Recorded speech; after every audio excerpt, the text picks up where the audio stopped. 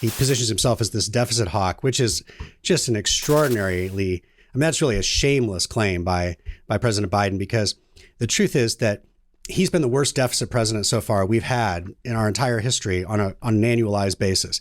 He, according to the Congressional Budget Office, he signed legislation that the last round, I think it was, of COVID stimulus spending in 2021 that increased deficit spending in 2021 alone by $1.1 trillion. So that's $1.1 trillion. That's not attributable to President Trump. That's Biden and the Congress. And so he's got that. And then the next year we have $1.4 trillion in deficit spending this year. That's $2.5 trillion that Biden's responsible for. He hasn't even been in office for 21 months. It's an extraordinary number. We've run up about as much deficit spending under Biden as we did during World War II after adjusting for inflation. And to say, well, the spending is much lower in 2022 than in 2021, when he signed legislation bumping up the spending in 2021 by over $1 trillion. That's just a shameless claim.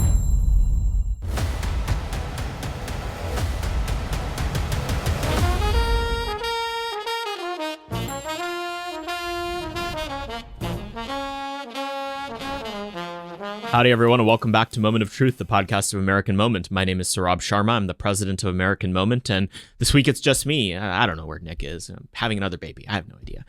He's out, doing operations for American Moment. Today we had on another fantastic guest, but before I get to that, be sure as always to go to americanmoment.org. There you can find the backlog of this podcast, new programs that we're launching. The American Moment Fellowship for American Statecraft application is live. Hundreds of you had filled out the interest form until this point. Go and actually fill out the application now. It is extremely competitive, but again, we care deeply about making sure people who would otherwise have a hard time breaking into DC get here via this program. It's going to be bigger and better than ever. There are some super exciting things in the work for what the program actually looks like. We're extremely grateful to be able to host it for another year. Thank you to our supporters for helping make that happen. But go apply. It's americanmoment.org/fellowship. Fill out the application. If you don't, you'll hate your life for the rest of time. You can also check out the backlog of this podcast there. We're over, 93 episodes now. It's just crazy how much content we have. Capital C content. We're always delivering for you guys. But today we have a real chunky, long, and policy-dense episode for you guys. Had a lot of fun recording it with Jeffrey H. Anderson, who's the founder and president of the American Main Street Initiative, a think tank for everyday Americans. He served as the director of the Bureau of Justice Statistics. That's one of those kind of difficult words to get out. At the United States Department of Justice from 2017 to 2021. And then outside of government, he has had more than 1,000 pieces published in national outlets. He knows how to get pieces out. He can write, something I struggle immensely with. He earned his Ph.D. studying America's founding principles at Claremont Graduate University. He's a former U.S. Air Force Academy professor, and he served as a senior speechwriter to the Secretary of Health and Human Services at the beginning in the previous Republican administration under Bush. He co-founded and ran a successful startup, the 2017 Project, and was a Hudson Institute Senior Fellow before he became the director of BJS. He was a leader in the Obamacare debate, and he authored the winning alternative to Obamacare and then developed the Main Street tax plan to promote economic growth. No one listened to him on both these policies, so we got a really crappy alternative to Obamacare that got voted down, and the most unpopular bill in American history, that is to say, the tax cuts under the Trump administration. He also co-created the Anderson and Hester College Football Computer Rankings, which were part of the Bowl Championship Series throughout its 16-year run. Jeff and I get into it here, partially because I'm a Zoomer and I have a hard time caring about the national debt. And so I needle him for a good hour about why on earth I should care. I think he makes some arguments that are compelling, maybe some that are not. I'd be very curious to hear what you have to say.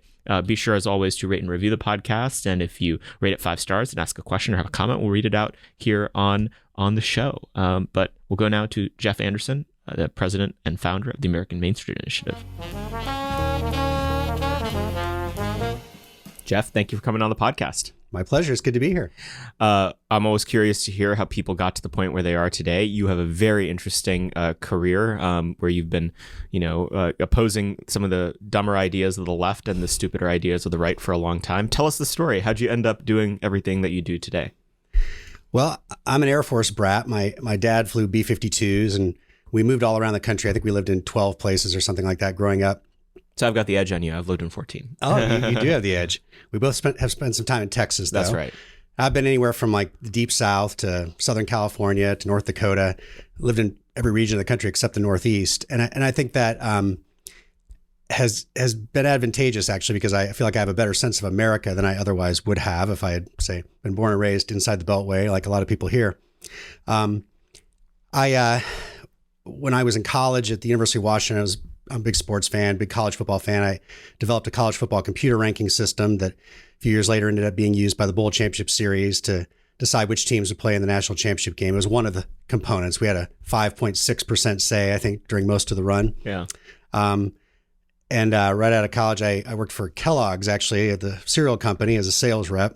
And after 2 or 3 years of that, I decided I really wanted to dive more into our founding principles and get a deeper intellectual understanding of where our founders, our founding ideals. And so I ended up at Claremont Graduate University for graduate school, got my Ph.D. there, studying under people like Charles Kessler. And at the time, I didn't realize it was probably the best place in the country I could have ended up. But it seems providential. Yeah.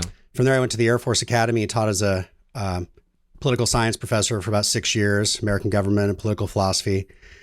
Then I decided I really wanted to have more of a direct hands-on impact on politics, and came out to DC, ended up being a speechwriter for the Secretary of Health and Human Services.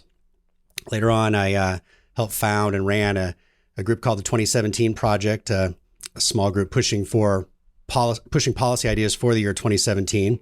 This was back around 2013. I ended up at the Hudson Institute, a think tank here in DC, and then went into the Trump administration.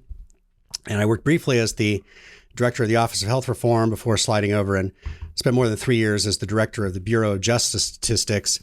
So Office of Health Reform, I can instantly, through those words, know what that means. What's a Bureau of Justice Statistics? What does that do? So that is the statistical arm of the Department of Justice. So we were responsible for putting out all the federal stats on crime and punishment. Okay. So it was a good gig. It was an important job. I was working under Attorney General Sessions and then Barr, and I worked all the way through to the last day of the administration. And then after that, I started the group I'm running now, the American Main Street Initiative, and we're a small think tank seeking to push the ideas that animate everyday Americans from coast to coast, as opposed to the establishment-focused ideas that tend to dominate here in D.C. Well, it's an important mission to have.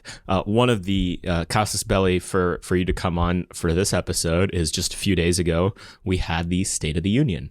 And when I think of who's our sort of jack of all trades on all issues domestic policy, like who's the person who I could call who knows exactly what he's talking about and isn't just bloviating on Twitter, it's you. So what's your take? What happened at the State of the Union? Did Brandon perform well, overperform, underperform? Tell us about it. Well, you'd think watching it that we were 1984 with Ronald Reagan, and it's morning in America, everything's great. I don't think most of the American public views things that way.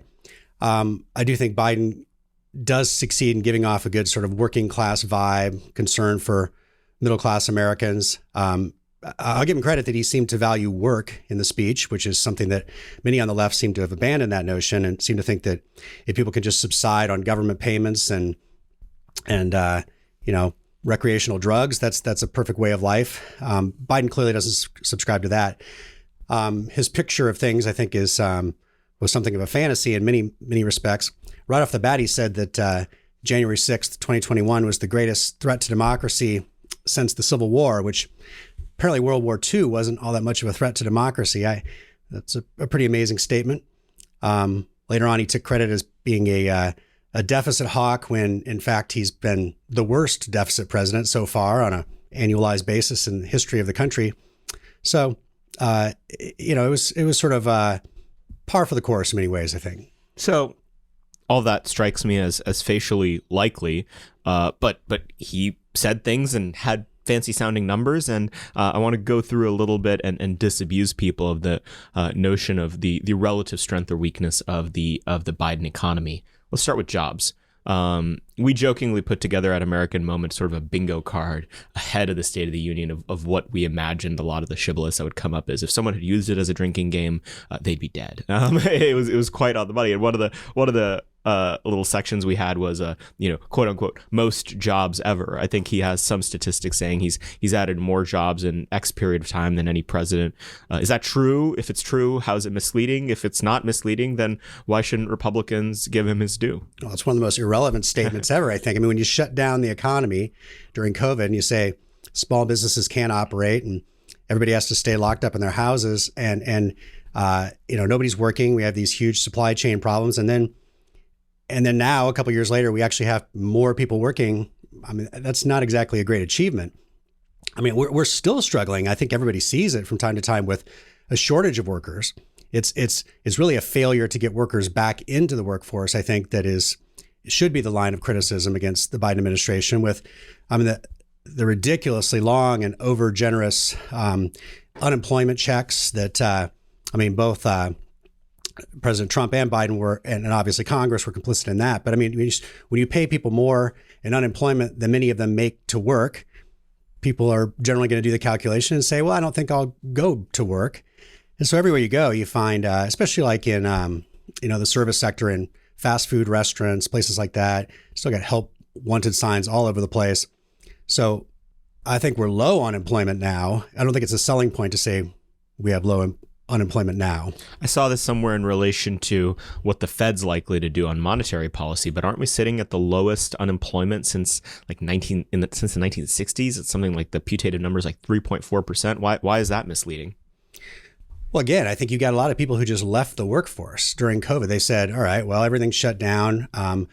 I can either get this unemployment check or I can go to work. Or many people made more money. A lot of them, I think, thought, I don't want to work in these circumstances where I'm being forced to wear a mask. In many cases, I'm in some cases being forced to get a vaccine. A lot of people just bailed out and said, all right, I've had enough. They haven't returned. I don't think that's a great development. I mean, I think in some cases, people are probably happy to have chosen that course, but nationwide, I don't think it's necessarily a great thing. I mean, we do have low unemployment. That's a positive. That's undeniable, but you got to put it in that broader context. So I'm curious about how this number works because, what's that old line about lies, damn lies, and statistics or whatever? I think that with a lot of these econometrics that people use to describe the quality of the American economy, there's a lot of fudging that can happen. What exactly is the unemployment number as is promulgated in public policy, and why does it not capture the full story of what's going on? Well, having not run the Bureau of Labor Statistics, I'm certainly not a real expert on this, but my understanding is that people who are not looking for employment are not counted. So it's basically a measure of among people who are looking for jobs, can you find one? And drive anywhere in America now and look at all the help wanted signs. It's not hard to believe we have a low unemployment rate. The businesses are desperate for workers. Mm-hmm. So at this point in time, what are the incentives that are still on the table for people not to go back to work? That's a good question. I don't know that the incentives are particularly, I think they've sort of expired. And yet it seems like there's sort of just a continuation of maybe people got enough in terms of the government handouts during that period that they're just still kind of coasting, that they haven't chosen to go back. They haven't found the right fit. I've heard of people who quit their jobs because they didn't want to deal with the mask or vaccine mandates, and they just haven't quite figured out where they want to go next. Mm-hmm. And they've got enough savings to make it in the interim. So I think it's more of like a boat that's going off and you cut the engine and it keeps coasting for a while. Mm-hmm. Interesting. Let's go to some other things that Biden talked about in his speech. He is touting being the biggest deficit reducer of any president in American history. I can imagine you were close to throwing a remote at the television as he was saying this. What exactly did he claim, and why is that misleading? Well, you're talking about the possible drinking games. I mean, I would have bet my house that he would have made that claim. He was definitely going to claim he's said this before. He positions himself as this deficit hawk, which is just an extraordinarily, that's really a shameless claim by President Biden, because the truth is that he's been the worst deficit president so far we've had in our entire history on an annualized basis. He, according to the Congressional Budget Office, he he signed legislation that the last round, I think it was, of COVID stimulus spending in 2021 that increased deficit spending in 2021 alone by $1.1 trillion. So that's $1.1 trillion. That's not attributable to President Trump. That's Biden and the Congress. And so he's got that. And then the next year we have $1.4 trillion in deficit spending this year. That's $2.5 trillion that Biden's responsible for. He hasn't even been in office for 21 months. I mean, it's an extraordinary number. We've run up about as much deficit spending under Biden as we did during World War II after adjusting for inflation. And to say, well, the spending is much lower in 2022 than in 2021 when he signed legislation bumping up the spending in 2021 by over $1 trillion. I mean, that's just a shameless claim. Yeah. Is most of that spending coming from Inflation Reduction Act, or where is it coming from? Most of that came from the last stimulus package under COVID. Okay. The Inflation Adjustment Act adds a little more, but not nearly as much as that did in the short term. Gotcha. One of the themes that Biden kept on coming to, which again, I think facially is compelling to someone who's just a regular voter looking at what's happening from the outside, is this, vast legislative record of accomplishments. Where do you think it's not all that, and is there any aspect of it that Republicans should look at and maybe be concerned that this is a real argument he can take to voters in terms of ways he's delivered for them?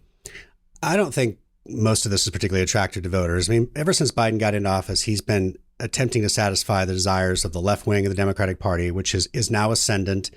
I mean, he's, as many people have said, he's pretty much pursuing a Bernie Sanders agenda. If you love big government, the Biden administration has been a wonderful one for you. But I think the American people have seen and recognized the effects of some of this. I mean, the rampant inflation, I think almost everyone attributes that to some extent to the runaway government spending. More and more, you just have this constant regulation of all aspects of people's lives. Obviously, people are very concerned about the mask mandates, the vaccine mandates, the school, what they learned with all the kids stuck home, not able to go to school when they should have been able to go to school, and seeing what the teachers are teaching and the indoctrination. And the Biden administration is busy pushing all that sort of indoctrination through executive orders and every way it can. Most of this, I think, is highly unpopular with the American public. I think Biden's image as the sort of everyday Joe, working man, and I think that's how he views himself. I think that is appealing to American voters. I don't think the policies are. Interesting. I want to jump around a little bit because while we're on this topic of deficit spending, American Main Street Initiative has put out the first of what I hope will be many quick hits. This is kind of a 4 to 5 page format document. I may be getting the exact page. 4-page document. You're going to be doing it on a variety of public policy issues, but this first one you made is on the national debt. I will be entirely honest. When people start talking about the national debt, I start falling asleep. Why should I care? That's a good question. A lot of people seem to have that attitude. Why should we care? And it shows in how much debt we've racked up in recent years. I mean, for starters, I think one of the best arguments against all this deficit spending is that right now, when every $9 Americans send in tax money, the first $1 or so basically just gets thrown in the trash. Federal government takes it and doesn't spend it on anything. It just goes to interest payments on the debt.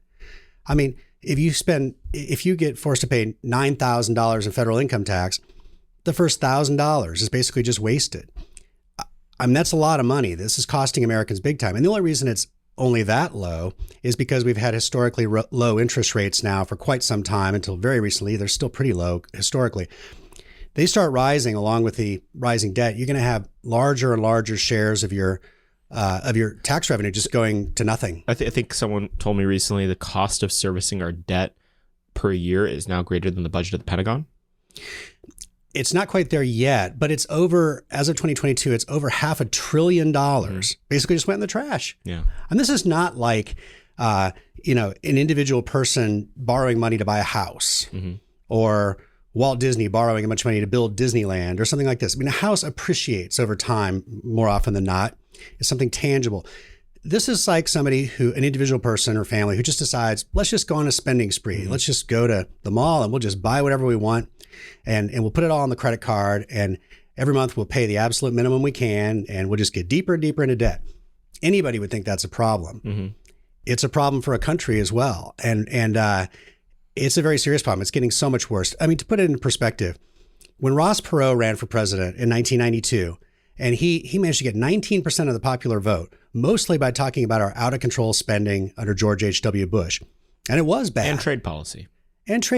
But I would say that was second to the remember all those debt charts and everything he had, I'm tempted to do my Ross Perot imitation. And he, 19% of the popular vote is massive for a third party candidate. Well, our debt at that time was $4 trillion.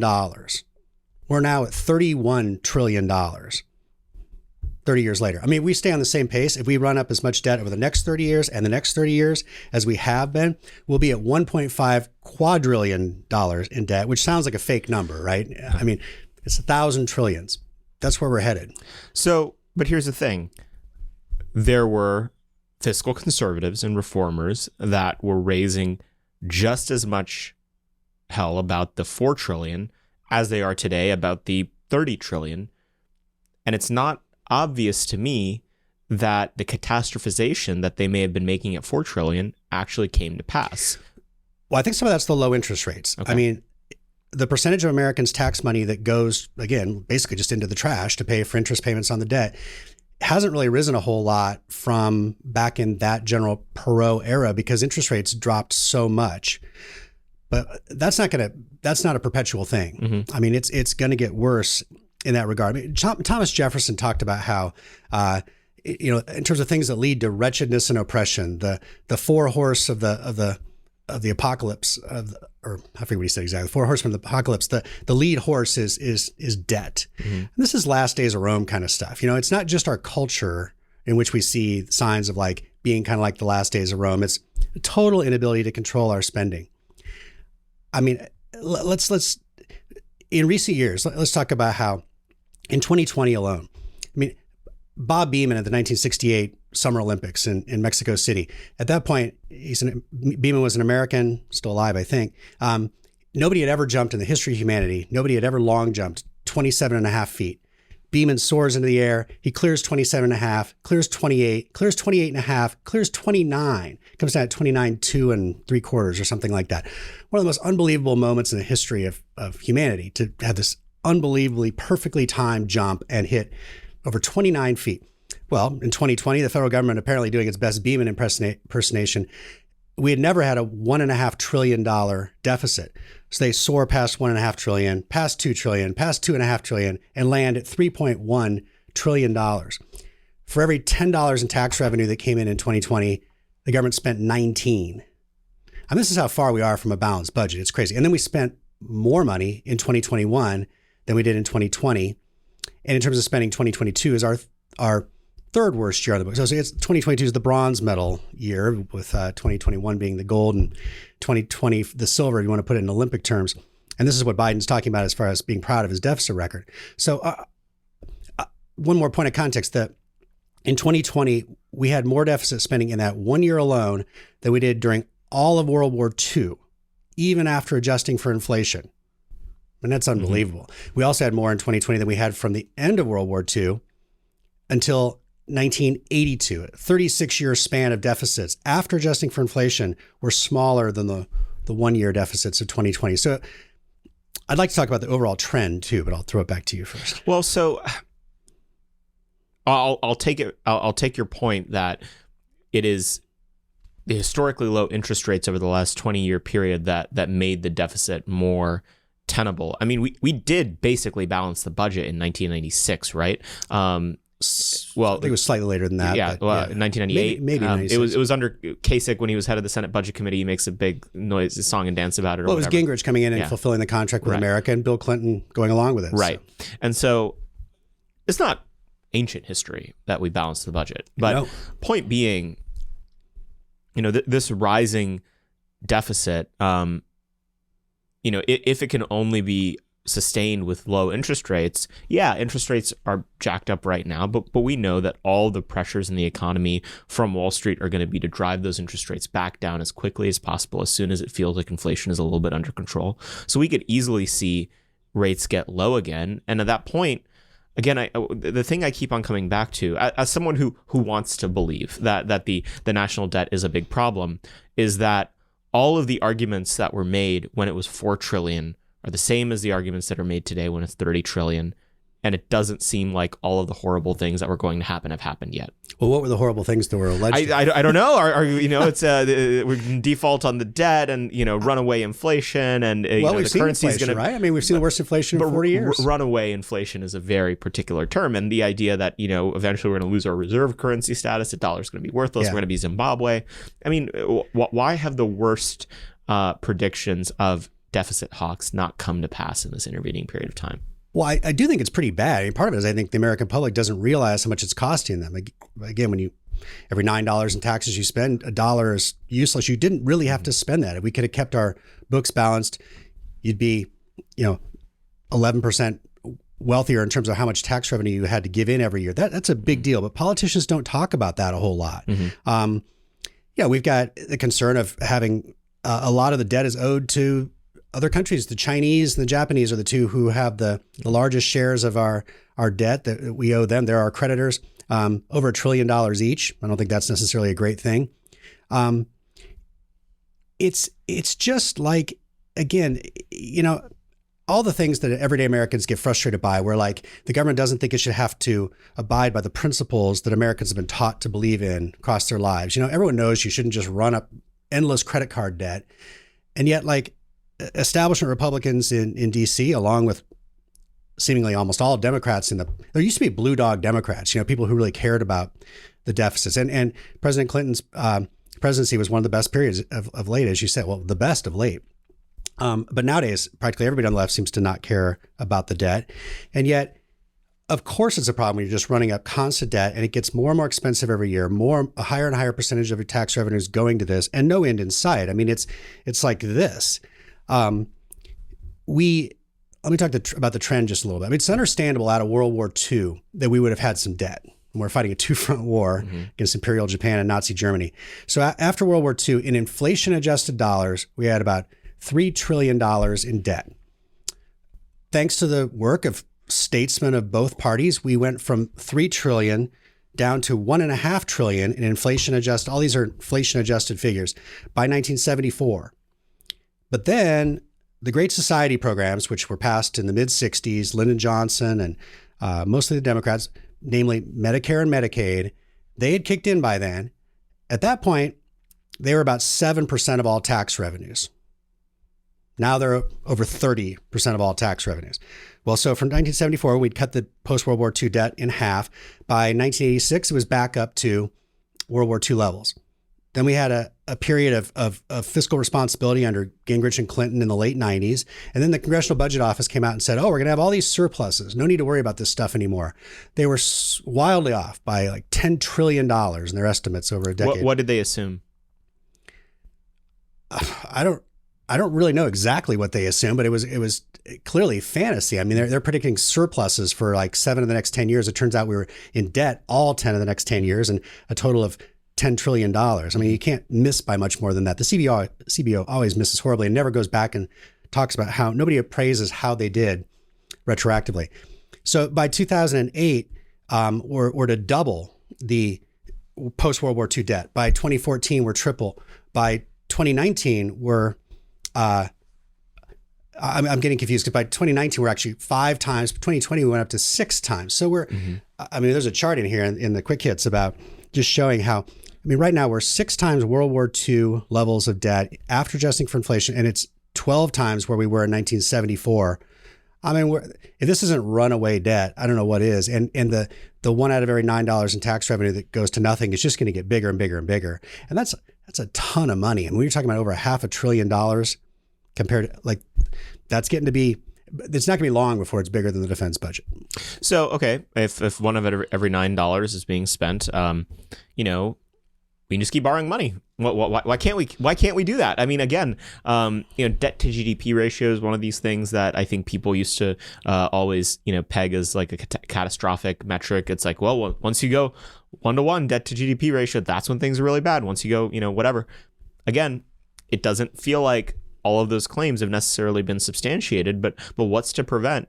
I mean, it's 1 out of 9. It'll probably take some time for it to be 2 out of 9 or 3 out of 9. Not long, I don't think. I mean, not if the interest payments start going up, and there's no end in sight. It's just, it's really, it's moral and fiscal irresponsibility. I mean, we've got generations of Americans who managed to sort of who lived within their means, who had a government that lived within its means, and all of a sudden we have, not to pick on the baby boomers too much, but I mean, they've kind of been the consumer generation, and on their watch, these debt numbers have just skyrocketed, and they're not changing anytime soon. And you referenced the 90s and how in the late 90s we were actually serious about the debt, and we realized that.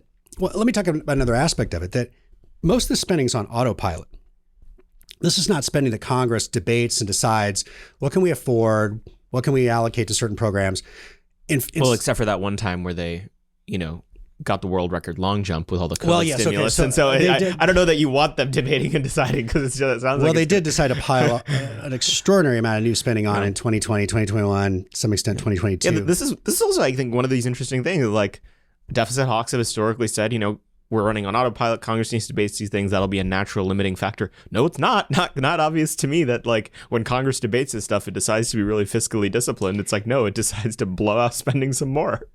Yeah, but it's even worse when it's just on autopilot. And that's part of the problem, is that most congressmen don't actually even have to think about this stuff, and they clearly don't. Mm-hmm. I mean, most members of Congress do not seem to notice what the problem is at all. You've got a lot of people who don't care about the debt, and you got a lot of others who say they care about the debt, but have no idea what's really driving it. So when you have 70% of our tax revenues right now, I'm sorry, 70% of our spending that makes up 90% of our tax revenues is on autopilot. It's stuff that, like Medicare, Medicaid, Social Security, where the Congress has decided to just put these on perpetual, it's so-called mandatory spending. Congress can change it. It's not really mandatory, but it's on autopilot, and they don't even know how much these things are going to cost until the bill comes due each year.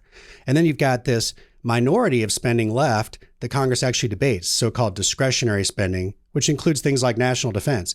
Right now, to balance the budget, even using pre-COVID numbers, which are even worse, but the last normal pre-COVID year of 2019, to balance the budget just by cutting the discretionary spending, if you leave the autopilot stuff on autopilot, to balance the budget based on discretionary spending, you'd have to cut defense. You have to cut spending by 75%.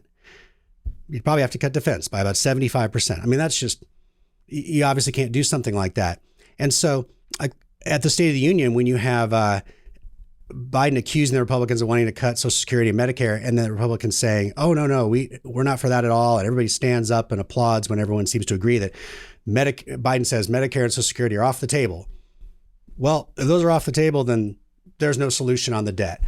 And those shouldn't actually really be grouped together anyway. Social Security is not the problem. Our debt is not being driven by Social Security. It's not being driven by the defense buildup of the Reagan years. It's being driven by the Great Society programs of Lyndon Johnson, Medicare and Medicaid, which are just out of control. Mm-hmm. And the solution is to reform those programs and get the rest of our spending under control as well. But the real key is to reform those programs, which is what people took seriously on a bipartisan level in the late 90s. And Paul Ryan did later, around 2010.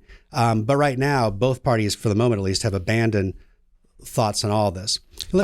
Before we go too far away, I just want to talk about in the 90s. It's interesting. Part of what derailed the efforts there, apparently, and this is based on a Politico article, not Breitbart or something. Didn't Gingrich and Clinton come to a deal, and the next morning the Lewinsky scandal broke? Pretty much, yeah. So, this, the Balanced Budget Act of 1997, they're working to cut spending. They actually do balance the budget. They've got these reforms in place to deal with Medicare long term with this commission with John Breaux, the Louisiana Democrat, and Bill Thomas, a Republican, and everything's looking good. And Clinton's apparently supportive of the commission, and all of a sudden, the Lewinsky scandal breaks and Clinton needs to shore up support with his left wing.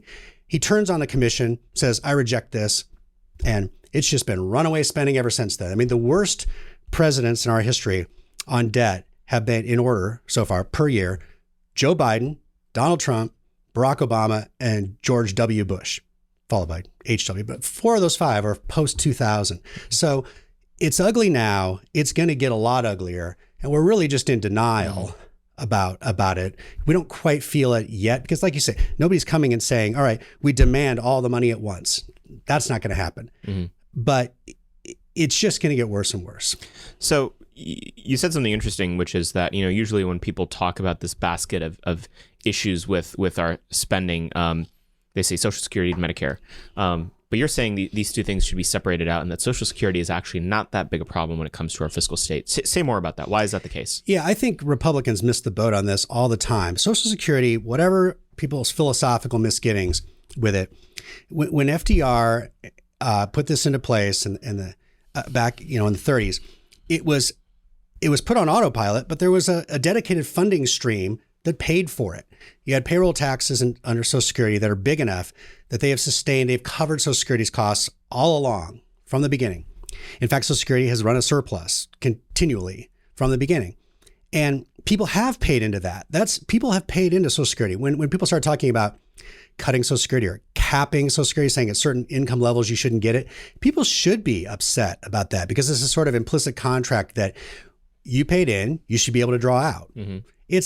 It's a modified pay in for yourself program. It's somewhat consistent, at least, with sort of traditional American principles. You should be paying in for yourself. It's not really a welfare program in the same sense.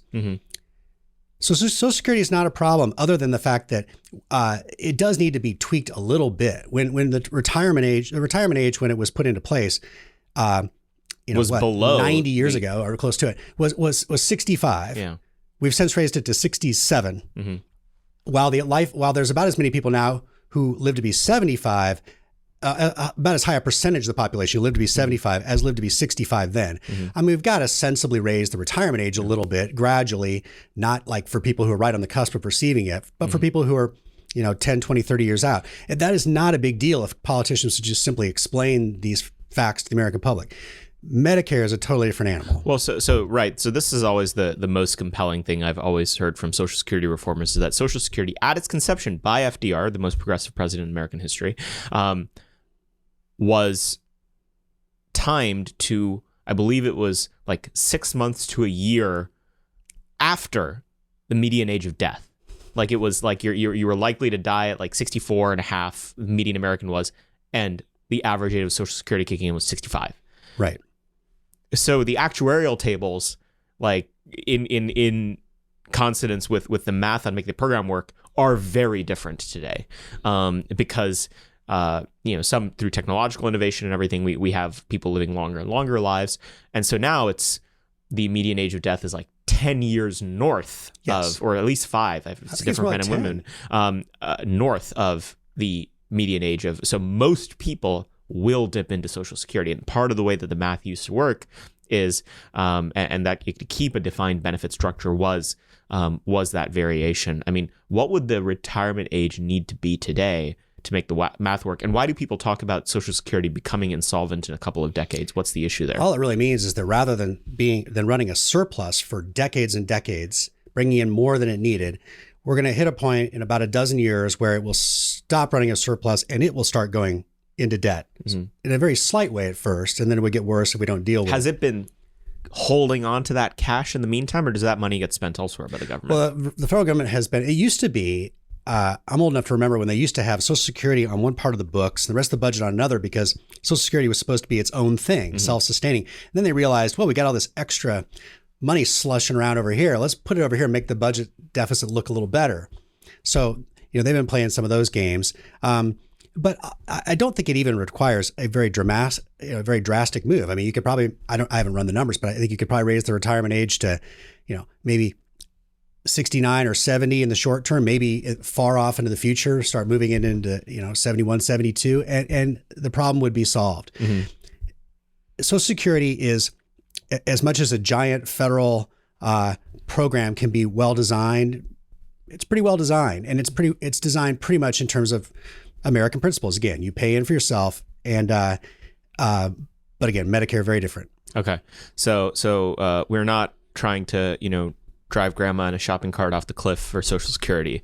Now let's talk about how we're trying to do that for Medicare and Medicaid. Let's take them one at a time. Walk us through what the problem with Medicare is. Well, unlike in the 30s, when we established Social Security with a way to pay for it, in 1965, when Medicare and Medicaid came into existence, we didn't really have any idea how to pay for them. The initial cost estimates from the Congressional Budget Office were so unbelievably low that they've buried them. You can't even really find them anymore. But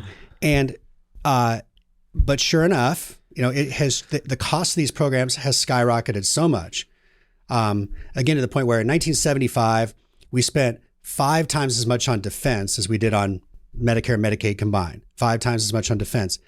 By 2020, we spent way more on Medicare and Medicaid, about 56% more than we did on defense. And it's just going all in that direction. So we didn't come up with a way to pay for it. And the proof of how much this is the real basis of our deficit problem, of our debt problem, is this. The first year that Medicare cost enough to actually even hit the books in a visible way was 1967. From that point forward, the amount of money that we have spent on Medicare and Medicaid combined is almost exactly the same as the amount of deficit spending we've had. The two numbers are almost exactly the same. It's basically like we were fine, we would have been fine, but we added this new thing with no idea how to pay for it, and we're in debt by that much. That's not to say there's not spending elsewhere that's way out of control, but Medicare and Medicaid are the driving force. And it's because people think they pay into Medicare. President Biden in the State of the Union tried to perpetuate that notion by saying he lumped them together, people say, I paid into my Social Security, I paid into my Medicare. You paid into your Social Security and nobody should be taking it from you. Medicare, only about a third of it comes from the Medicare payroll tax. The rest of it's just coming out of general revenues. And even the Medicare payroll tax, unlike the Social Security payroll tax, it's basically just a de facto second income tax, the Medicare one. What I mean by that is that Social Security, you pay in up until a certain income level. It's something like $115,000, $120,000. And after that, you don't pay it anymore because, again, you're basically paying it for yourself and you're only going to get so much out. Mm-hmm. Medicare, you just keep paying and paying and paying and paying. So if you're somebody like, I don't know, Tiger Woods in his heyday, raking in all these purses from golf tournaments, you're subsidizing thousands and probably tens of thousands of people's Medicare because the tax just keeps going up and up. It's just a little added income tax that doesn't remotely cover the costs of Medicare. I think we'd be better off just getting rid of the Medicare payroll tax, getting rid of the illusion that we're actually paying into it for ourselves like we are with Social Security, fund it entirely out of general revenues, and reform our income tax where everybody pays at least a little bit, or almost everybody. And I think that would be a better course of action. But so it's not paid for. Mm-hmm. And then what about Medicaid? Medicaid's in a similar boat. It's followed a similar pattern. The solutions are different, I think. If I can kind of cut to the chase on the solutions, I think it's been obvious from, again, that period in the late 90s, the happy period where everybody actually came together in a bipartisan way and cared about these things in a serious statesman-like way. It was obvious that the main way to reform Medicare was to move to a so-called premium support system where you use private competition among insurance companies to keep public costs down. And everybody basically agrees this would keep costs down. And over time, it makes a phenomenal difference. It's what Paul Ryan tried to push in his Obamacare fighting days in the Tea Party era of Ryan. I've had my frustrations with Paul Ryan on immigration and ultimately on Obamacare when, under President Trump's presidency. But back then, Ryan was the best on fighting Obamacare, and he was the best on putting forward these serious reform ideas for Medicare. And I don't think it cost Republicans politically because he was so good at it. He was so knowledgeable. But is that true?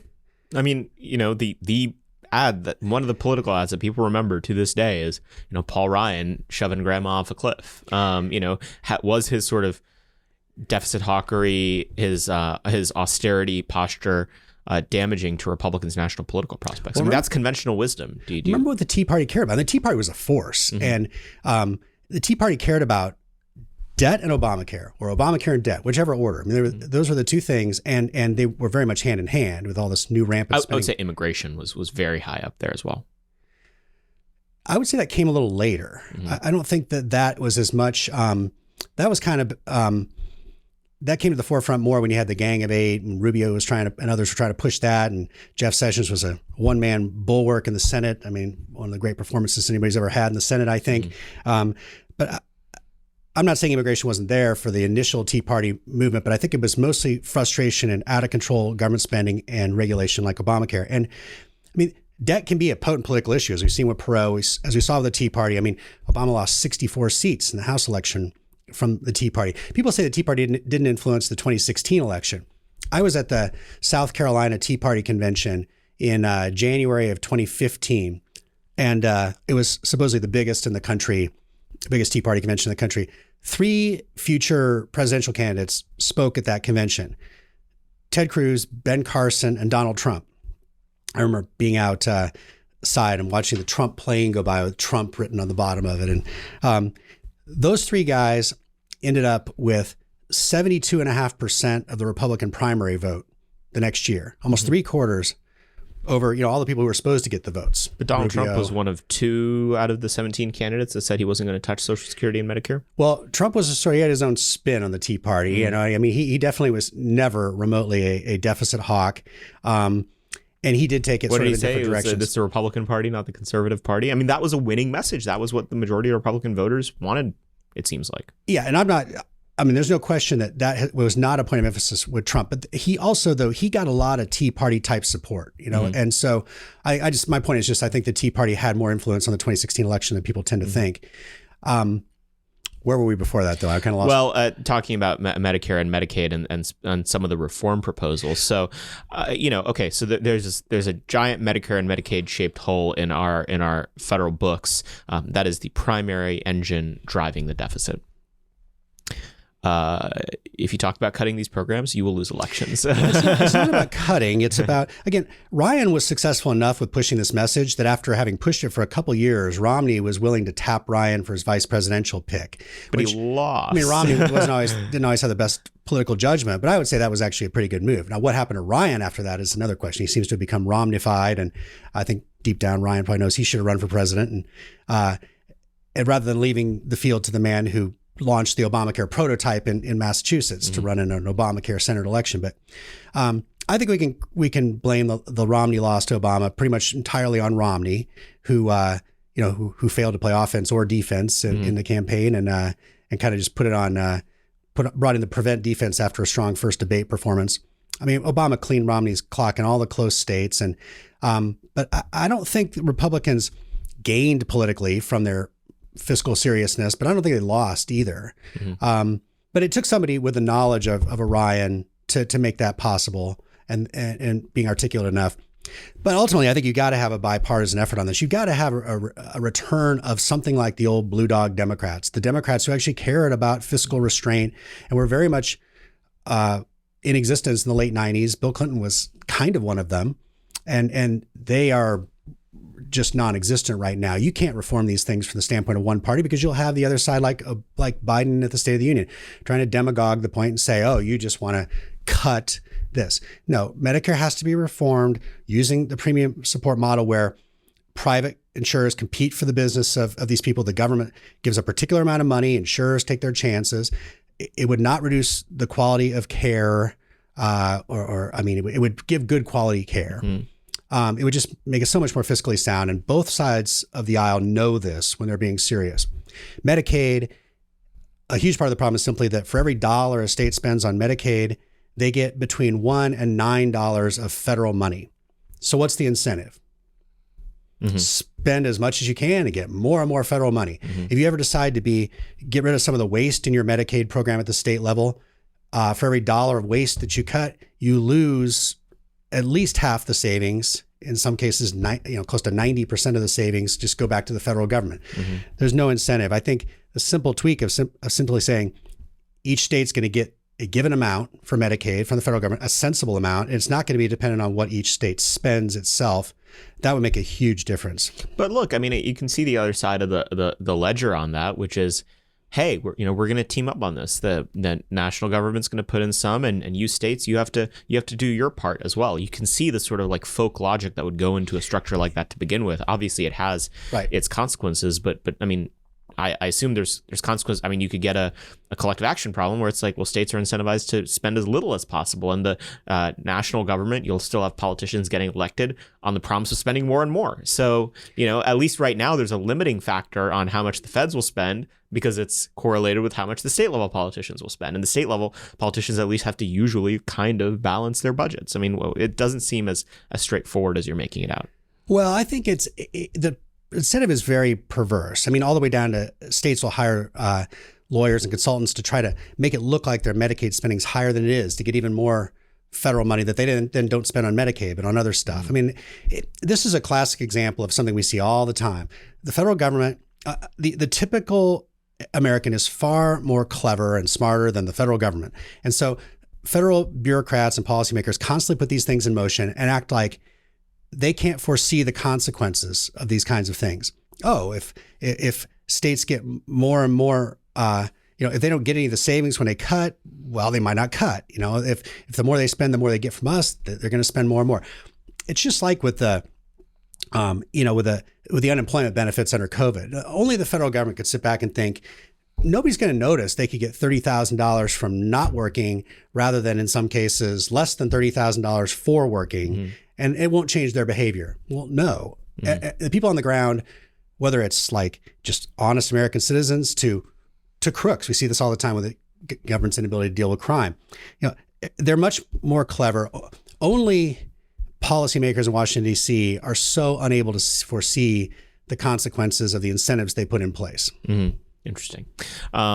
So on the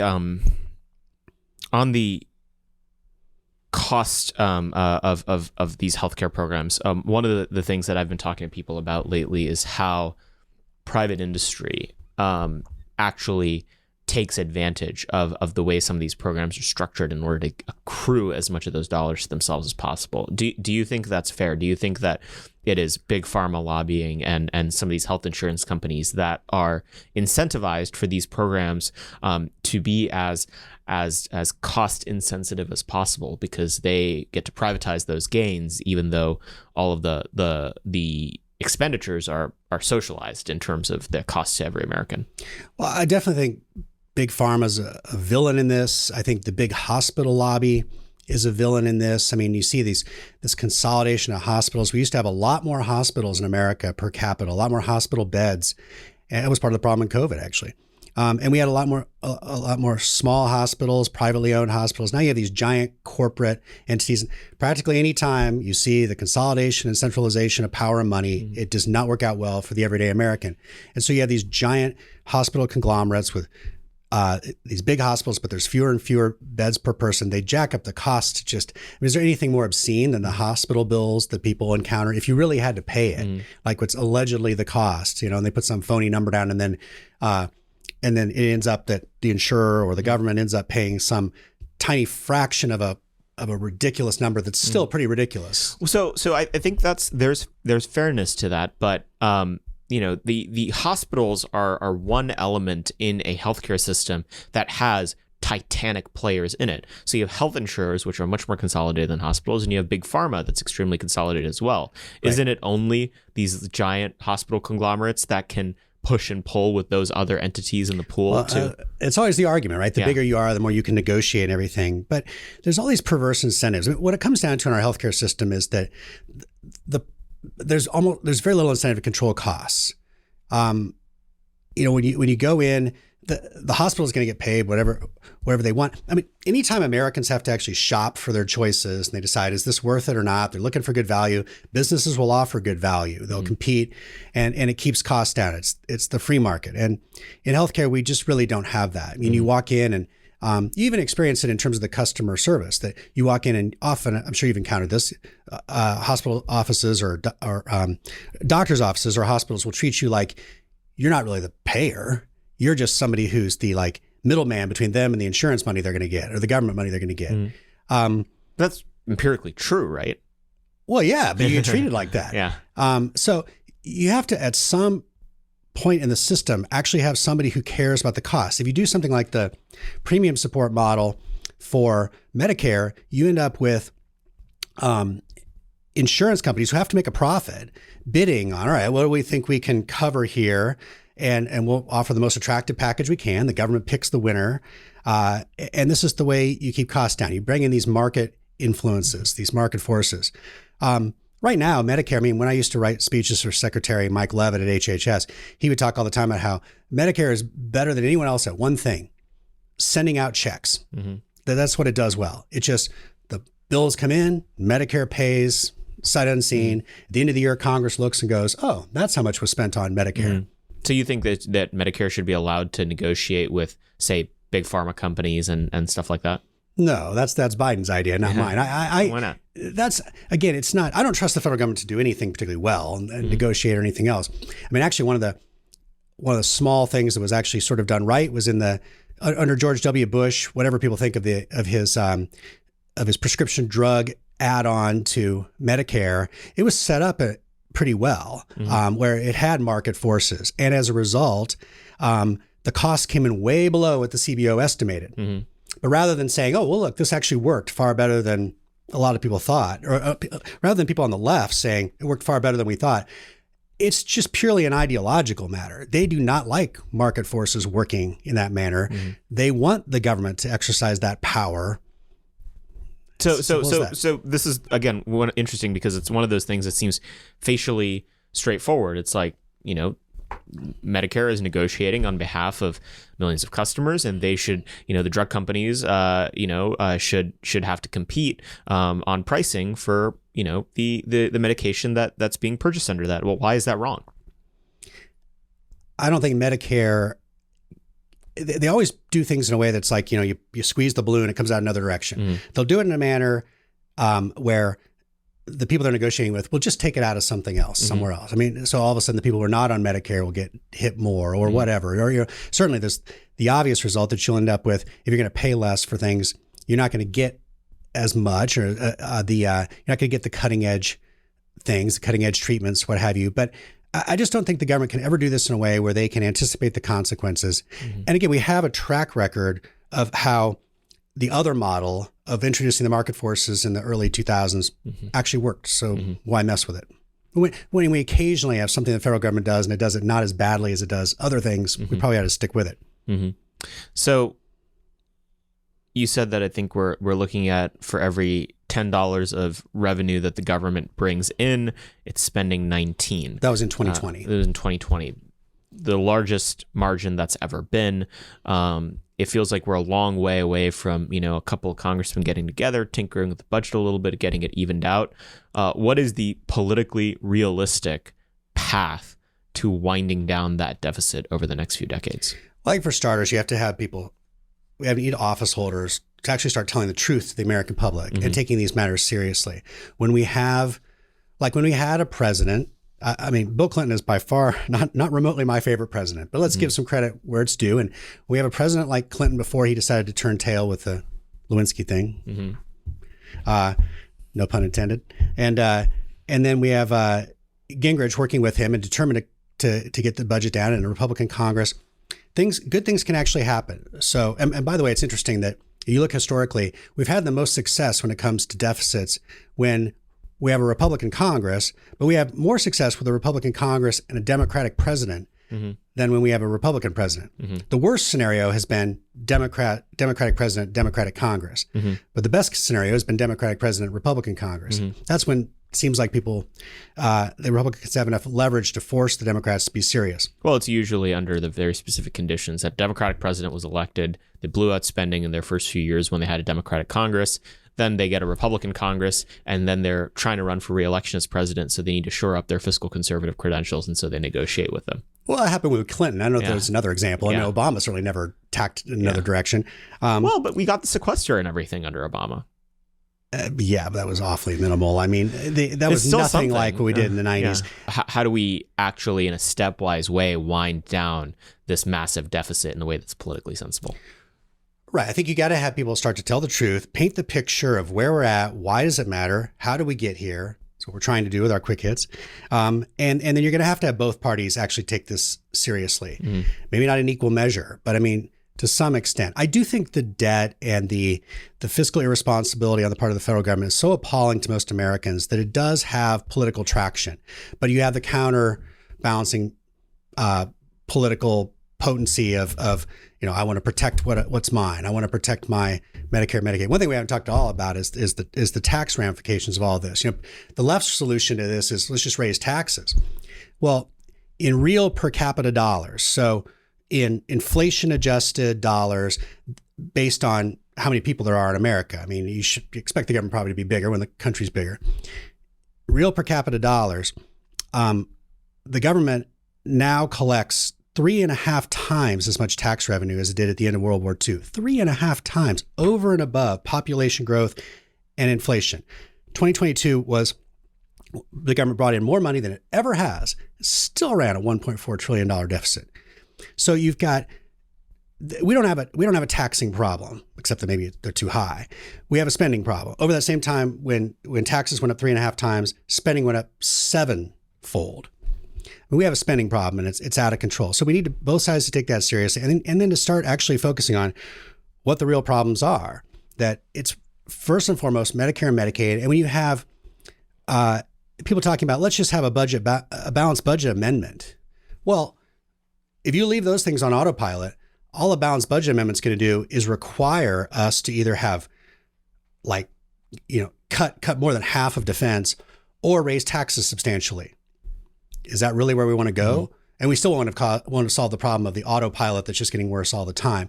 So, if Republicans are serious about this, they have to actually start looking at what's driving the debt. And Democrats can only live in denial on this so long.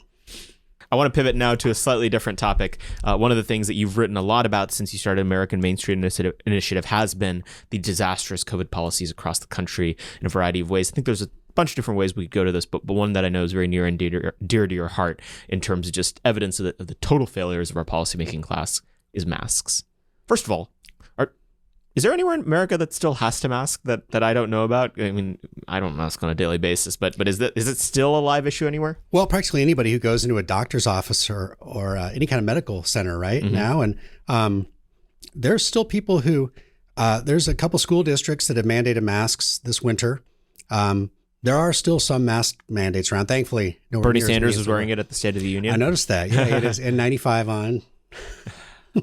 It's ridiculous. So walk me through what is your jihad against mask policy oriented around over these last few years, and why do you think it's a good example of just how ridiculous our policymaking class can be sometimes? Well, I was so appalled in early spring or whatever of 2020 when people started imposing the masks after initially saying, oh no, don't wear masks. Surgeon General says, don't wear them. They might even be counterproductive. And the WHO is saying this, and England's health authority, and everybody's saying they don't do anything, and they might even be counterproductive. And that was all true based on the best scientific evidence. Yeah. They were practically saying you were racist if you were wearing a mask. Go to the Chinatown parade, Right. And then all of a sudden it was like flip a switch and everybody's got to wear a mask. And then when President Trump said, well, I won't be wearing one personally, of course, then it became like, now it's a political symbol that it's like almost wearing a Black Lives Matter flag on your face or something to wear a mask. And for a lot of people, at least. And then a lot of people are just afraid and trusting public health officials much more than they should have.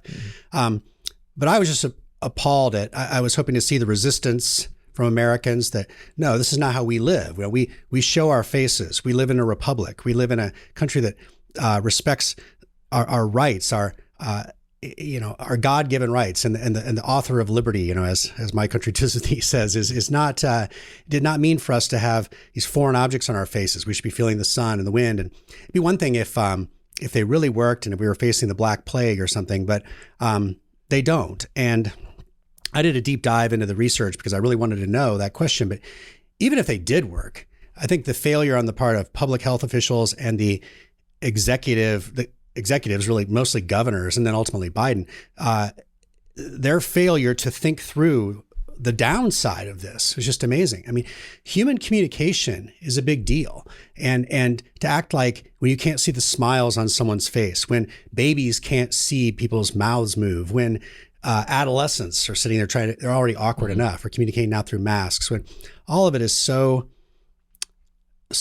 counterproductive, so harmful to human social interaction. And so I wrote a piece called "The Masking of America" that dove into all this. And it's just, I think it's one of those classic moments where the hubris of our elites these days, we just chuck aside, thousands of years of received understanding on something and decide we're just going to do something totally different just because we can impose it. Mm-hmm. And public health officials love public health interventions. And so they saw an opportunity to force people to wear masks, and they just couldn't resist. Mm-hmm. And you have these governors saying, I'll force them to do it because they can't resist exercising power that should be exercised by the legislative branch. And you notice that the representatives of the people, the closest representatives in the legislatures, in the state legislatures, and in Congress, never impose this stuff. Mm-hmm. They actually end up passing legislation in various places to eliminate the executive mandates. Yeah, so it is, I think, a great example of just the hubris of the people who deign to rule us. I'm curious, what are the downstream consequences that are starting to become really evident of what masking did, especially to children, but across the population? Well, I think it's horrible for the learning development of children. I mean, try to have a conversation with somebody in mask. For people to pretend it doesn't make a difference is just crazy, right? Mm-hmm. When Charles Darwin, of all people, wrote a book about the expressions, the importance of emotions in man and animals, and how the expressive quality of the human face is the defining aspect of human expression, and how you can see this, Darwin says, when you try to have a conversation with someone who's masked. It's always been obvious that seeing and showing the face is crucial to meaningful human social interaction. It's also, crucial if you actually want to have like free men and women citizens in a republic, as opposed to like faceless stormtroopers who are easily manipulated. And so I think you see a lot of, supposedly people's like oral hygiene is down, and there's a lot of other costs. But I think the worst thing is, to me, what's most dismaying is when you see children walking along. Even now, I see them in my neighborhood, like walking home from school wearing masks outside, when it was actually really at a high point in. This is a year after it started. In 2021, my son was playing Little League baseball. I remember he was the only one of 12 kids out on the field not wearing a mask while playing baseball. It was just insane. Mm-hmm.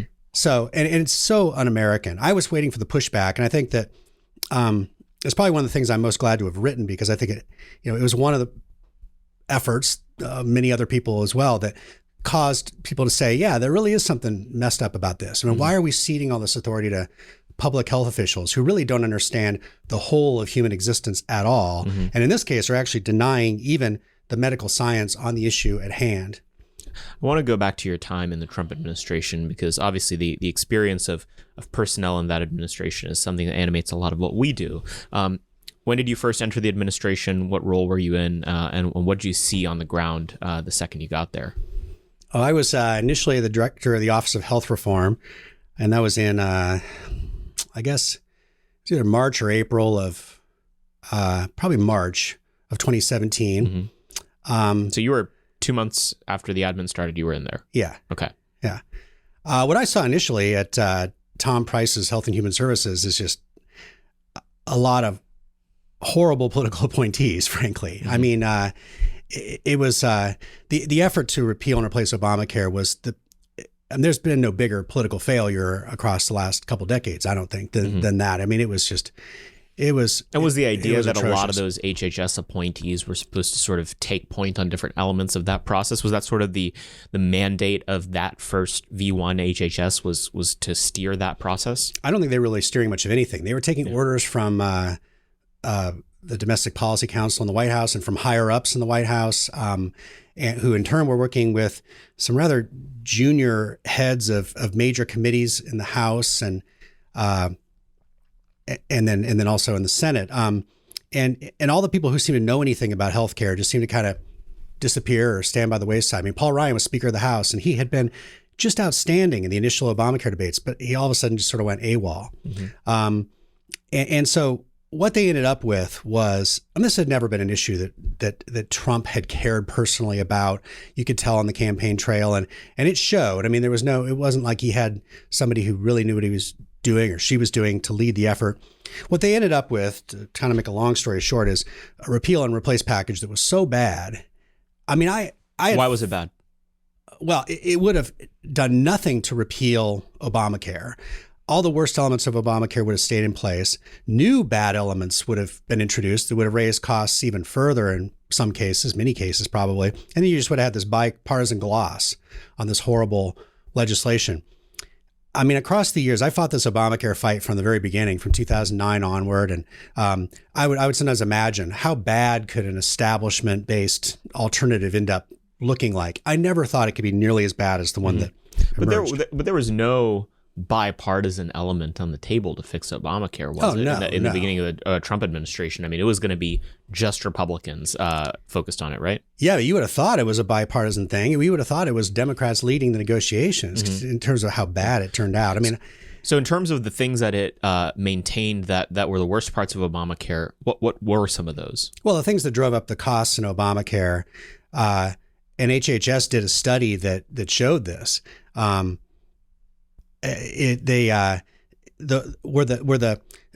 community rating and guaranteed issue provisions. What that really means is the part of Obamacare that said you can no longer charge somebody more for getting health insurance after the problem has already come into existence.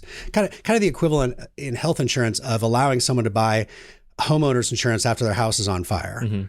Or car insurance after they've had a wreck. So the colloquialism for this is pre-existing conditions, right? Yeah, right. And so instead of fixing what the federal government had already messed up on this, and there were some bad things that needed to be fixed. Like, for example, if you had insurance on your job and then you went to buy insurance on your own after leaving your job, the insurance companies would conveniently pretend that they never knew you had insurance on your job. It could be the same insurance company. All of a sudden, they'd charge you more for pre-existing conditions. And that should never have been legal. But this whole dichotomy of employer-provided insurance and individually purchased insurance and the differences between them was, again, a product of the federal government, of treating each of them differently under the tax code. Employer-provided insurance got a big tax break, and individually purchased insurance didn't, and played by different rules. So instead of... And that's historical, or was that particular to Obamacare? No, that was historical. Okay, yeah. So instead of fixing these very real problems and allowing people to slide from the employer market to the individual market and back and not pay for pre-existing conditions that they had covered, not pay more for them, Obamacare's way of dealing with pre-existing conditions was basically to just outlaw the notion of insurance, namely that you have to buy the protection before the thing happens you're protecting against. That's how money comes into the system. Otherwise, costs skyrocket. And as that HHS study showed, I mean, it was like 70% of the increase in costs in Obamacare were a product of these things. The Republicans weren't trying to address that at all. Now, to be fair, it was extremely hard to address because the only reason the Democrats got those through is because, you remember, they briefly had the 60 vote majority in the Senate to overcome the filibuster, and then that didn't last long. You had Scott Brown beating Ted Kennedy because that's how much people hated Obamacare. But the 60 vote threshold allowed them to do it. Republicans didn't have the 60 vote threshold to undo it, but they utterly failed to realize the importance of it. And so they're leaving this worst part of Obamacare intact. Another bad part was the big expansion of Medicaid under Obamacare. Most Republicans wanted to keep that, most establishment Republicans. What does expansion of Medicaid mean? More Medicaid coverage to more people who are not poor, more federal spending on Medicaid when it's already a leading driver of our debt.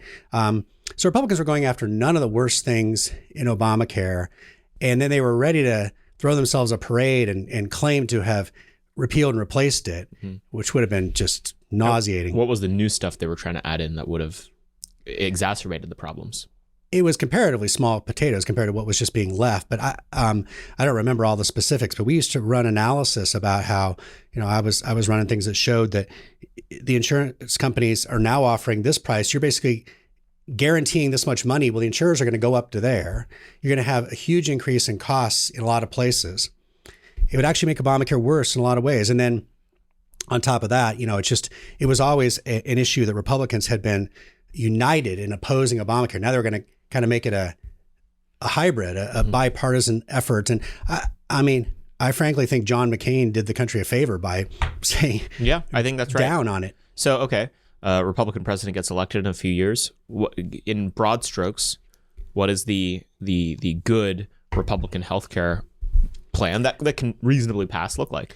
Well, at this point, it's all been botched so badly that my hope is really just in trying to keep the employer provided insurance strong and have that be the bulwark. As long as most Americans are happy with the health insurance they get through their job, they will not want to have socialized medicine. Yeah. And that's the number one thing that people who care about freedom and free markets and good health care can push for now is to make sure employer-based insurance stays strong. Now, libertarians don't like employer-based insurance. They think it's theoretically impure and that you should be able to shop around for your own insurance. And I agree, but you got to look at the political realities of where we are. Mm-hmm. And the only reason that the Democrats have not pushed for the Bernie Sanders style, full-on socialized medicine is because they know that you've got whatever it is, 100 million Americans or whatever who get insurance for their job and want nothing to do with the inferior health care they would get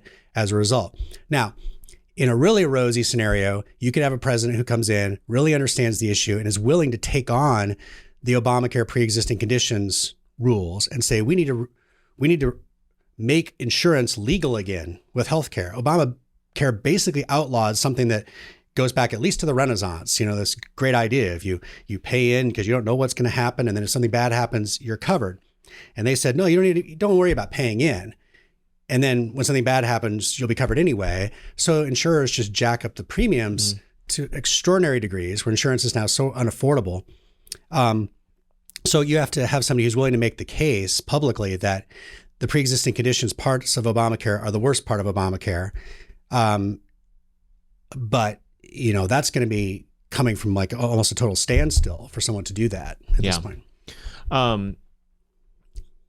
It's interesting. At a conceptual level, I've thought a little bit about employer-sponsored health insurance. Follow my train of logic and tell me if I'm wrong.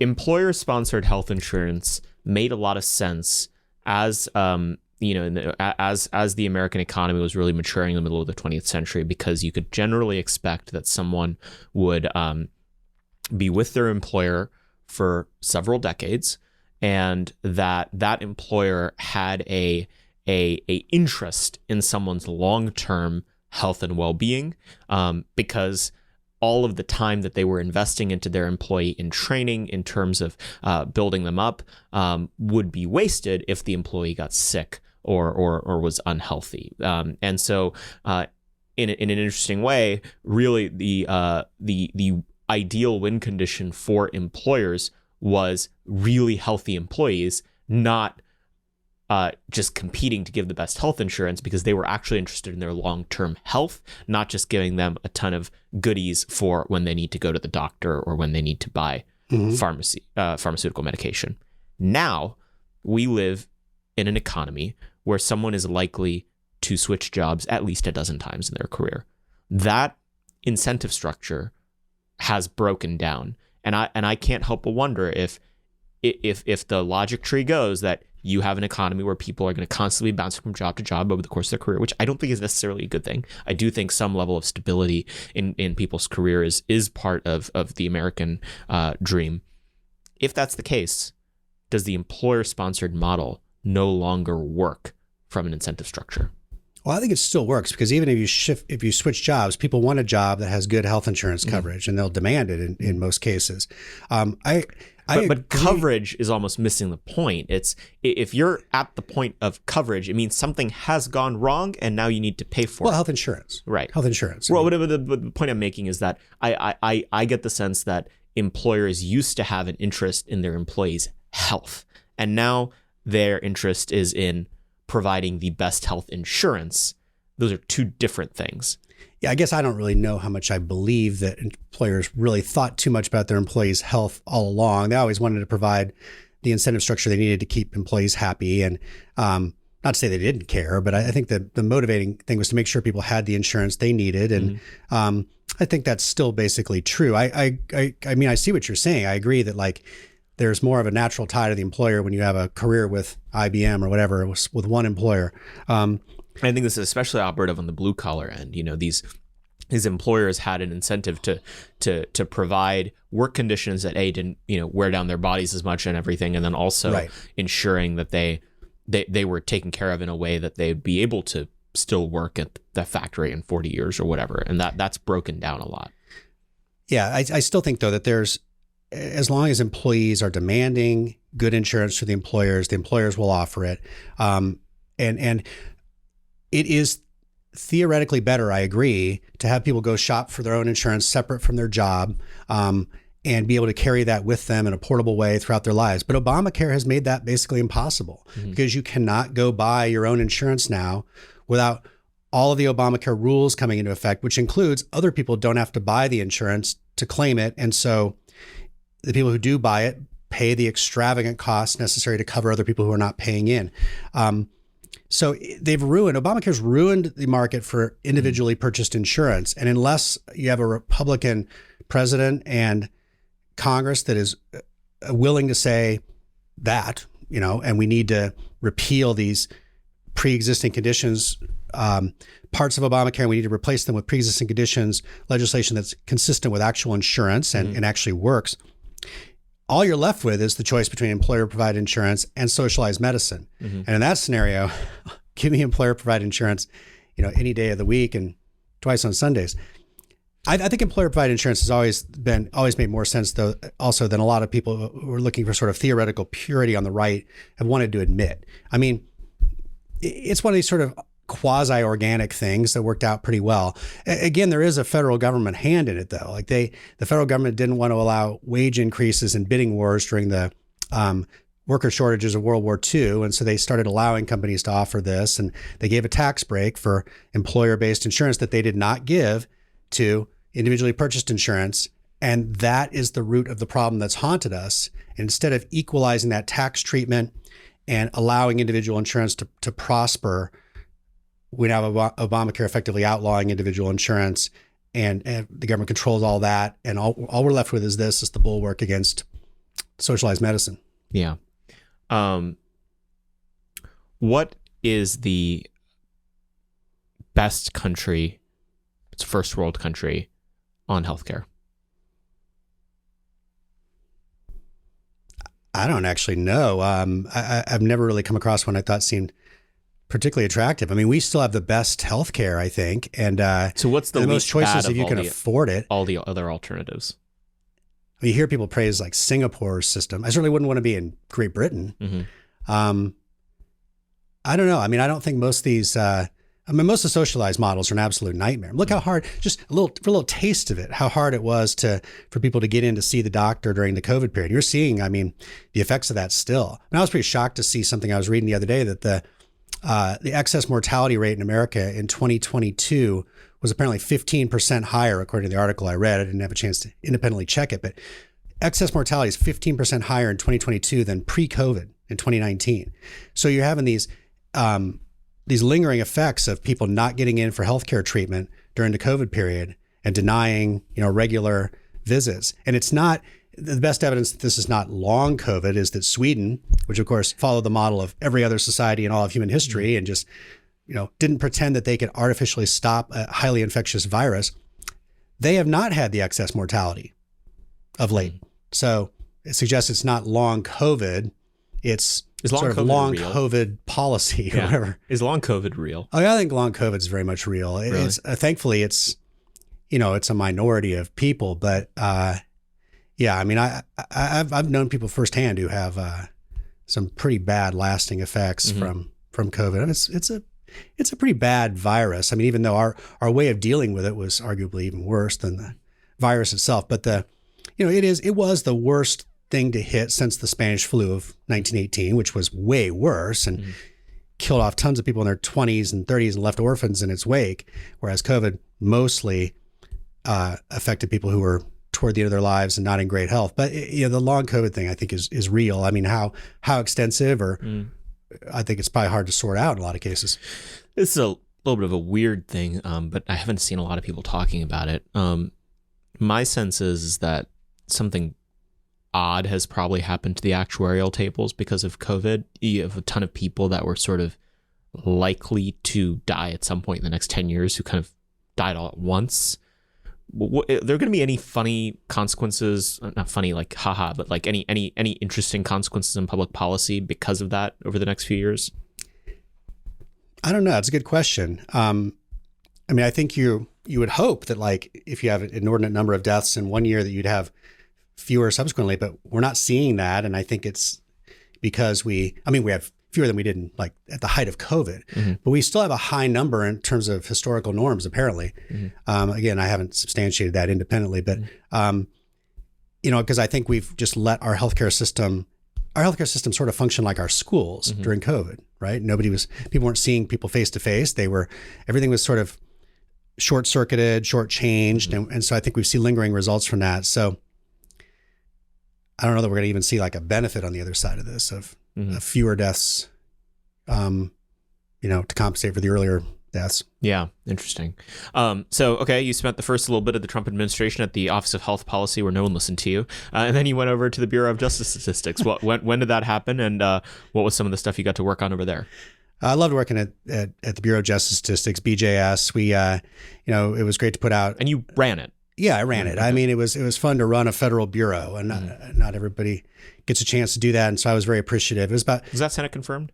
No, it's interesting. The head of BJS used to be Senate confirmed until very recently. I'm glad that it changed, because I don't think I would have had to wait around forever and may never have gotten in. I mean, the Senate confirmation process was so messed up during the Trump administration where, Mitch McConnell didn't want to put the time into confirming people who are not, aside from like cabinet level or judges, obviously, which was a priority. And so you ended up with all these holes everywhere in the federal government. That was one of you've hit on this so many times, but I think one of the biggest weaknesses in the Trump administration was the failure to get political appointees into these positions. And it wasn't just, you had some get in who had no business being there, who were not genuinely pro-Trump.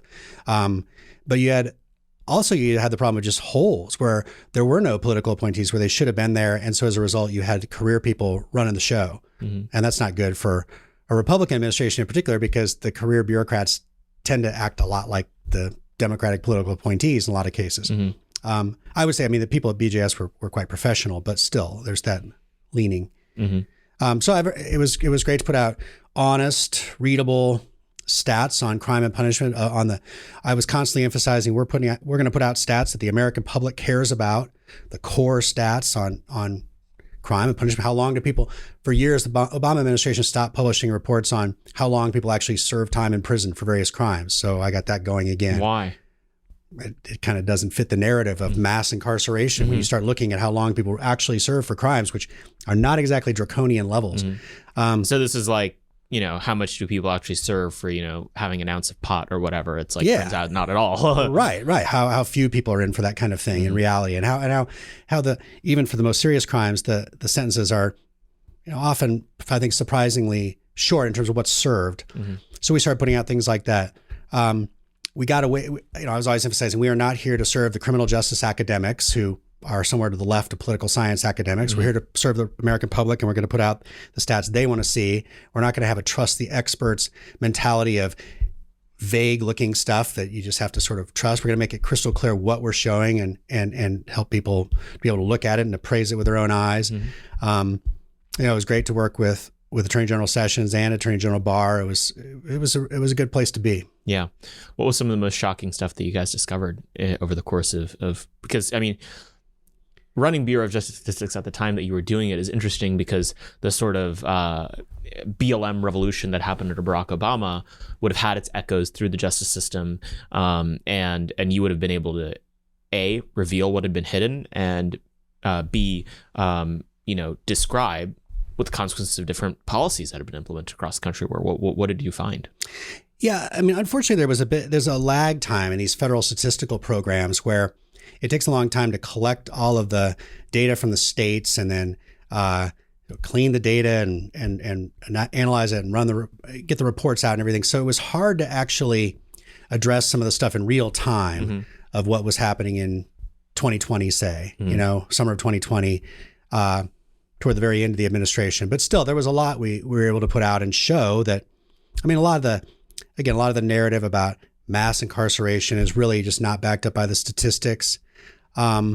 I'm trying to think of other interesting things. We put out a big report on immigration and crime that got some attention.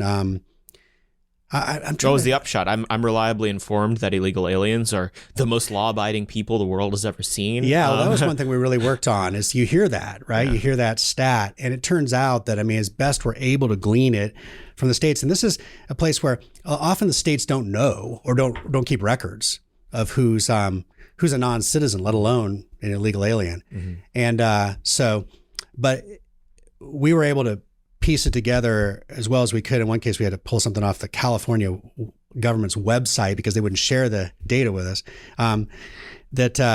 It looks like, the claims that non-citizens are underrepresented in prison they're false. They pretty much match up with the general population.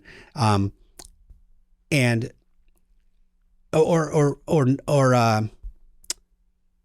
trying to remember. I think, naturalized citizens are probably a relatively low crime committing bunch, as you probably know. A lot of these myths about the people who come across the border illegally not committing crime, I don't think there's any real truth in it. Mm-hmm.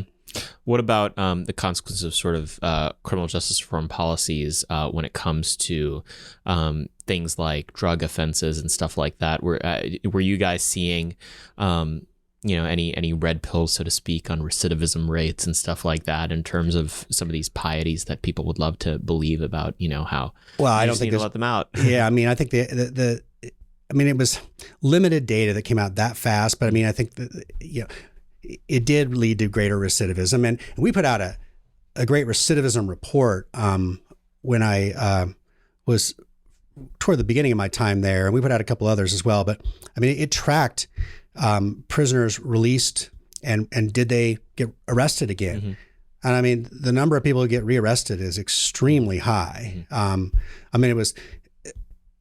It's an illuminating report about how, when people are released, they're often liable to end up back in prison. And I guess the upshot is when you release people from prison and there is a price to be paid. The likelihood that they will commit another crime and get rearrested is high. That's not to say you leave people behind bars forever, but it's got to be part of the calculation. Mm-hmm. What's the kind of most shocking thing that you learned over the course of running BJS about just the reality of American crime and punishment? What's the most shocking crime statistic?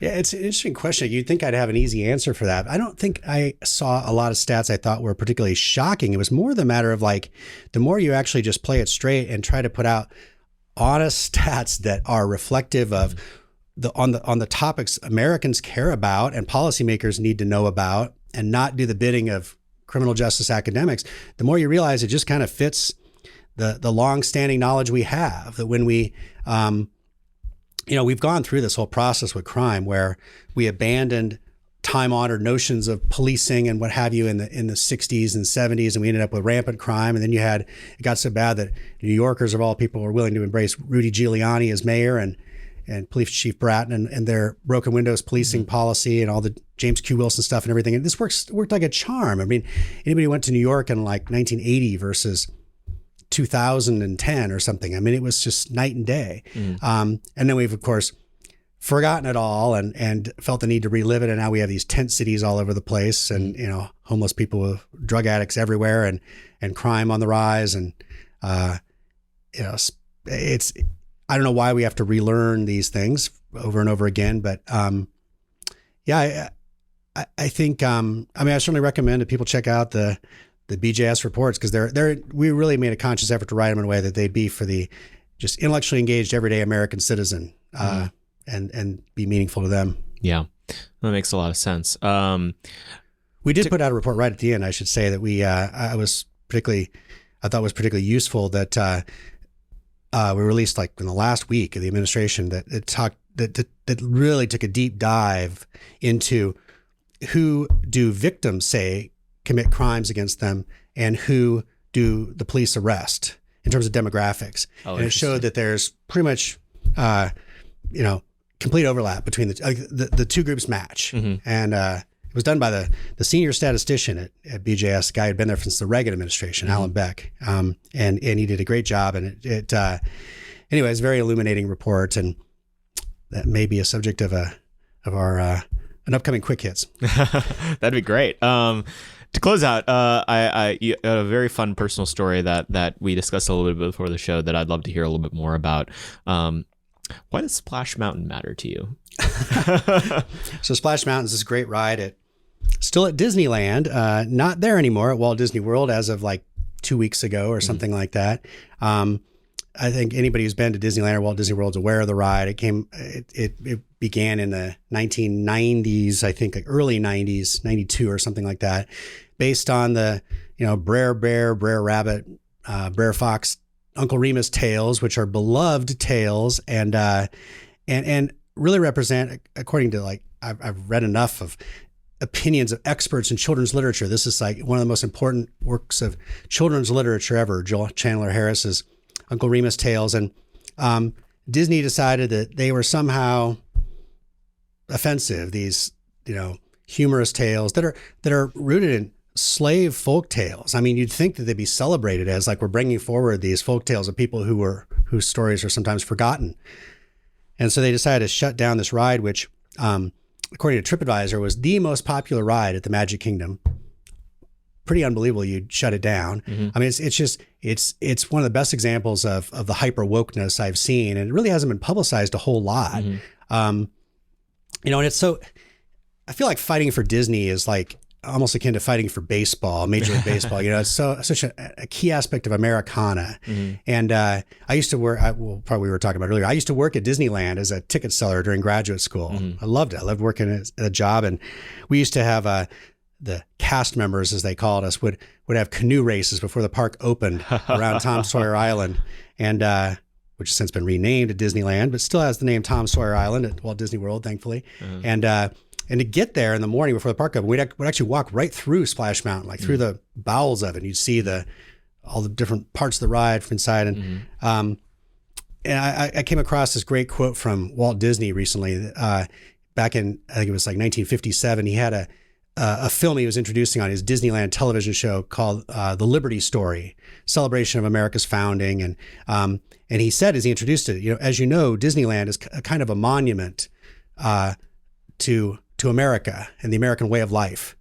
And I thought that's so perfect. That's what it is, right? Main Street USA and Frontierland and the great moments with Mr. Lincoln in Disneyland. And I mean, Walt Disney was just, I don't know that there's ever been a better example of the free enterprise system and what it can bring about than to have this one man's creativity create these wonderful things. And Disneyland and Walt Disney World are right at the pinnacle of it. And yet you have current Disney that's just the total opposite. And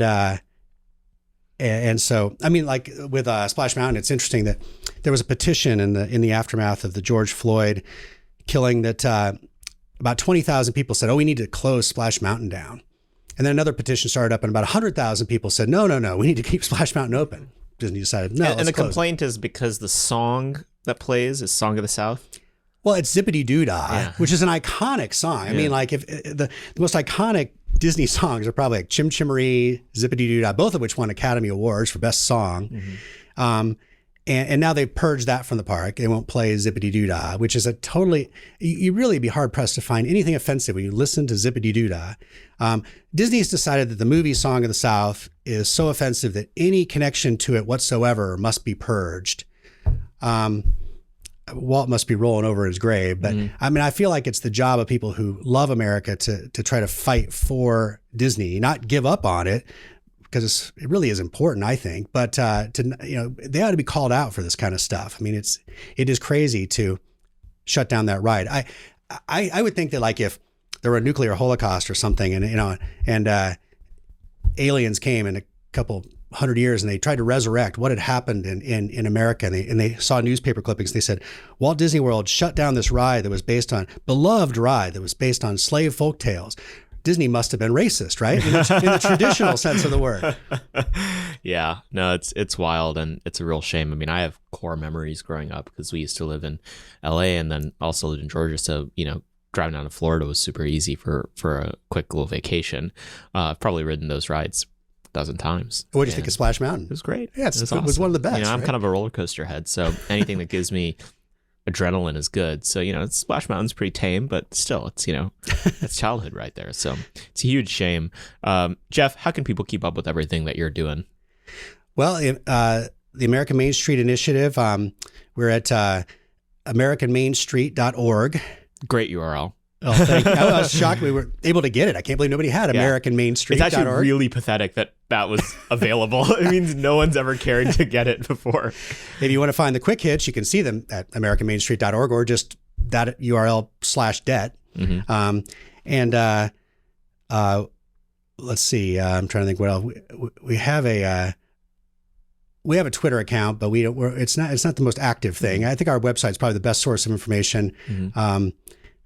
I'm embarrassed to say I don't know our Twitter handle off the top of my head. It's like you're not a poster. American Main Street, basically, something like that. Yeah. Well, we'll make sure to follow that and make sure to look at this quick hit and everything else. And Jeff, thank you for coming on the podcast. Thank you, Saurabh. It's been my pleasure. Hopefully you guys enjoyed that. It was certainly one of our longer episodes, but we always get that way when we have on these guests that know about the charts and the numbers. The Oren episode was super long. The Julius episode was long. The Jeff Anderson episode is long. I'm a moron, so I don't know anything about anything. And so when I have someone in front of me who does, I can't help but just pepper them with 1,000 questions about it.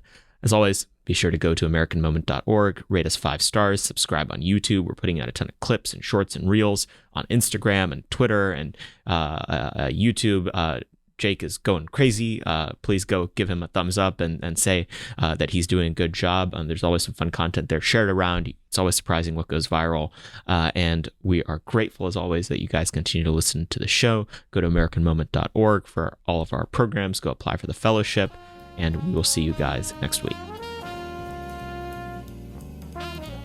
Moment of Truth is an American Moment Studios production filmed at the Conservative Partnership Center. Our podcast is produced and edited by Jake Mercier and Jared Cummings. Our intro music is A Minor Struggle by Ryan Serenich. Don't forget to like and subscribe on all platforms, and you can go to AmericanMoment.org to learn more.